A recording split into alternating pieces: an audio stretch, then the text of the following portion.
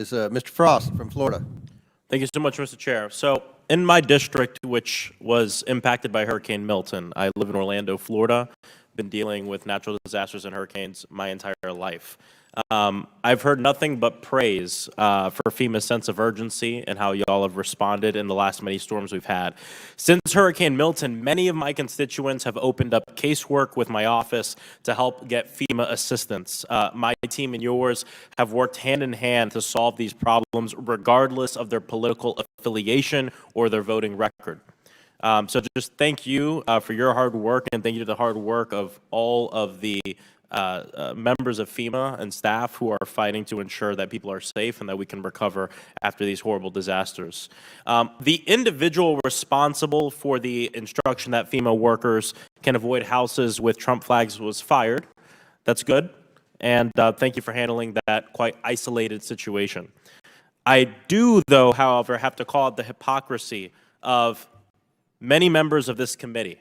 Madam Administrator, according to staff on President-elect Trump's former National Security Council, on at least 3 occasions, the President-elect hesitated to give disaster aid to areas he thought were too democratic, like California after the 2018 wildfires.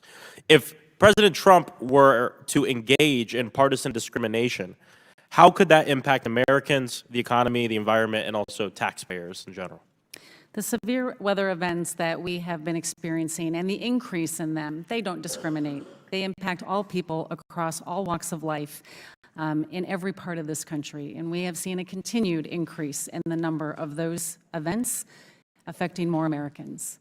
We have to maintain our ability to be a nonpartisan agency so we can ensure that everybody impacted by these events can get the resources and the help that they need, that they deserve, and that they're eligible for under the law. According to reports, Trump only agreed to release aid when his staff pulled voting results to show him that the heavily damaged area of Orange County, California, had more Trump supporters than the entire state of Iowa. I ask unanimous consent to enter into the record a Politico article from October 2024 titled, "Trump Refused to Give California Wildfire Aid Until Told How Many People There Voted for Him," XAID says. Without objection, so ordered. In the FEMA chapter of Project 2025, the blueprint for the Trump administration, on the FEMA section, it said, quote, "They need to shift the majority of preparedness and response costs to states and localities instead of the federal government," end quote. This would be devastating for Floridians. We know these storms are happening more often because of the climate crisis.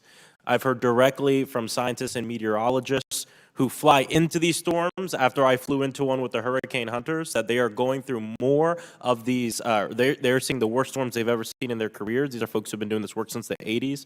Madam Administrator, how would this proposal impact the safety of folks like my constituents in Central Florida who are getting hit year after year with these once-in-a-100-year hurricanes?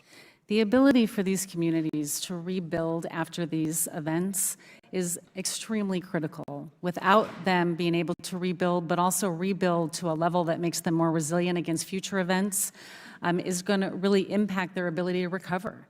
And so what I have seen through my time as a local emergency manager, as well as serving in this role, that the biggest limitation and the reason we have presidential declarations is when it exceeds the capacity of a jurisdiction to be able to rebuild and allow their community to recover, then it will only make it more vulnerable to future disasters.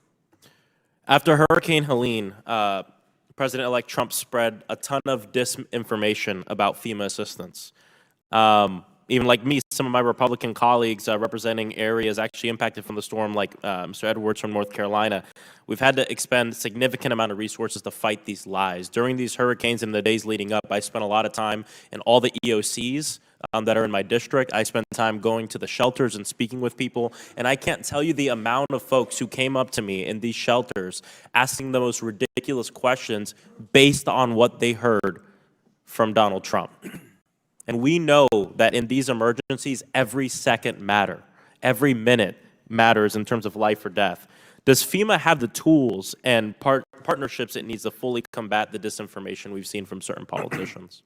We continue to see the amount of misinformation around all disasters increase month after month. And what we saw during Hurricane Helene was certainly at a scale that I had never seen before. And how does this disinformation prevent y'all or affect y'all in being able to do the life-saving work that you do and impact the assistance delivery?